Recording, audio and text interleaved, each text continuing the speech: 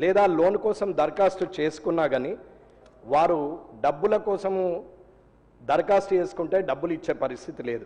Encashment లీవ్లు కానీ, surrender leaves కానీ, gratuity కానీ దేనికి సంబంధించిన ఉద్యోగంలో ఉన్నవారికి, ఉద్యోగ విరమణ పొందిన వారికి ఎవరికి కూడా డబ్బులు రావట్లేదు. ఒక 20 నెలలుగా ఉద్యోగస్తులు దరఖాస్తు చేసుకున్నటువంటి సరెండర్ లీవ్స్ కూడా డబ్బులు ఇవ్వట్లేదు.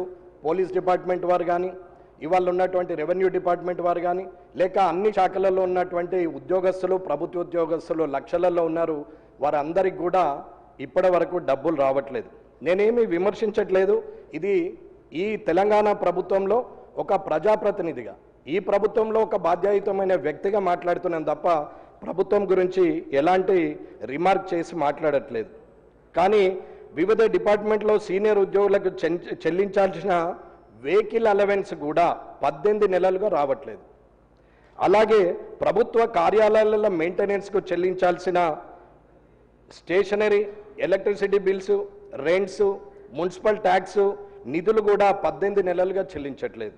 అలాగే 2024 పార్లమెంట్ ఎన్నికల సందర్భంగా కలెక్టర్ల నుంచి మొదలుకొని తహసీల్దారు, రెవెన్యూ సిబ్బంది వరకు ఇప్పటి వరకు చెల్లించాల్సిన నెల జీతంలోను కూడా 80% కూడా ఇప్పటి వరకు చెల్లించలేదు. అలాగే మరణించిన ఉద్యోగులు, రిటైర్ ఉద్యోగులు ఎవరైతే అంత్యక్రియలు గౌరవంగా చేయడానికి ప్రభుత్వం 30,000 రూపాయలు ఇస్తుంది అంత్యక్రియలు చేయడానికి, వాటిని కూడా చాలా మందికి పెండింగ్ ఉన్నాయి, ఇవ్వట్లేదు. రిటైర్డ్ ఉద్యోగుల బిల్లులు రాక ఇప్పటికి 40 మందికి పైగా విత్ ఎవిడెన్స్తోనే మాట్లాడుతున్నాం, ఆన్ రికార్డే మాట్లాడుతున్నాం. ఏదొక్కటి కూడా ఇందులో తప్పు లేదు. ఇది రికార్డెడ్గానే మాట్లాడుతున్నా. కాబట్టి వారికి కూడా ఇప్పటివరకు 40 మంది చనిపోతే వారి కుటుంబాలు రోదనకి అంతులేదు. ఇప్పటి వరకు ₹1 రాలేదు. ఇకపోతే పెండింగ్ బిల్లులు మొత్తం కలిసి దాదాపు 13,500 కోట్లు ప్రభుత్వం ప్రతి నెల 700 కోట్లు చెల్లిస్తామని చెప్పి 6 నెలలు గడిచింది. 1,000 కోట్లు కూడా ఇప్పటి వరకు చెల్లించలేదు. ఇది జరుగుతున్నటువంటి సందర్భం.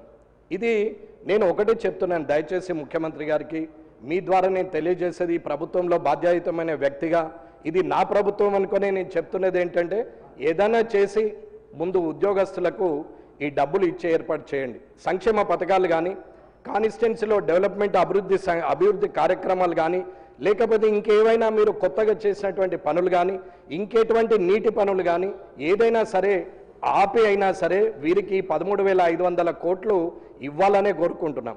జీపీఓలను తీసుకొచ్చారు, వీఆర్ఓలను తీసేసి మళ్ళీ తీసుకొచ్చి వాళ్ళనే పెట్టారు. అందులో ఒక 500 మందిని ఇంకా తీసుకోలేదు, 10th లేదని. అలాగే 61 సంవత్సరాలు ఉన్న వారిని తీసుకోలేదు. ఇవన్నీ ఉద్యోగ సమస్యలు చాలా ఉన్నాయి. కాబట్టి కనీసం ప్రభుత్వ ఉద్యోగులకు ఇవ్వాల్సినటువంటి డబ్బులు మీరు దయచేసి వినమ్రంగా చేతులు జోడించి నేను చెప్పేది ఏంటంటే, ఎట్టి పరిస్థితుల్లో వారి ముందర మనము అప్పర్ హ్యాండ్ ఉండాల్సిందే తప్ప వారికి ఇవ్వకుండా మనం తలదించుకునే పరిస్థితి రావద్దు అనేది నా అభిప్రాయం. ఇకపోతే వారికి ఇవన్నీ ఇవ్వకుంటే అసలు కన్నా మిథ్య ఆశ అన్నట్టు వారు నిజాయితీగా పనిచేసే వ్యక్తులు కూడా అడ్డదారిని తొక్కాల్సిన పరిస్థితి వస్తుంది. అడ్డదారులు తొక్కితే జనం మీద భారం పడుతుంది. జనము ఎప్పుడైతే నిస్పృహకు లోనవుతారో ప్రభుత్వానికి చెడు పేరు వస్తుంది. దాంట్లో భాగంగా రేపు నాకు కూడా అలాంటి పేరు వచ్చే అవకాశం ఉంది. కాబట్టి దయచేసి వీరికి ఎట్టి పరిస్థితుల్లో March 1వ తారీఖు వరకు మీరు వీరికి క్లియర్ చేసే ప్రోగ్రాం పెట్టుకోండి. 13,500 కోట్లు పెద్ద సమస్య కాదు.